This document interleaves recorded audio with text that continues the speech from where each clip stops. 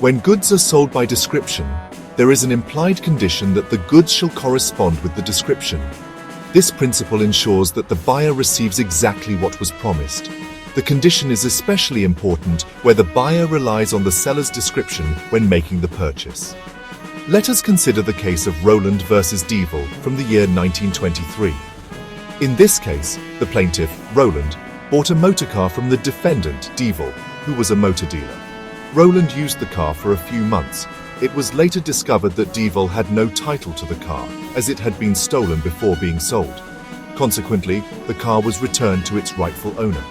Roland sued Devil to recover the full purchase price. The legal question was whether the buyer, Roland, is entitled to recover the full purchase price when the seller, Devil, had no title to the goods, even though the buyer had used the goods for a period. Under the Sale of Goods Act of 1893, there is an implied condition in a contract of sale that the seller has the right to sell the goods. If this condition is breached, the buyer is entitled to repudiate the contract and recover the full amount paid, irrespective of any benefit derived from the goods. The court held in favor of the plaintiff, Roland. It was ruled that no property had passed to the buyer because the seller had no title to the car. Since there was a total failure of consideration, Roland was entitled to recover the entire purchase price.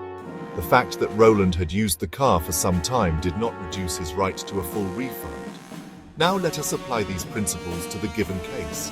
Raj purchased a car that was described as a legally owned, registered vehicle. Later, he discovered that the car was stolen and the seller had no legal ownership or right to sell it. Though this could primarily be seen as a breach of condition as to title, it can also be argued that it involves a breach of description, since the car was described as legally owned, which it was not.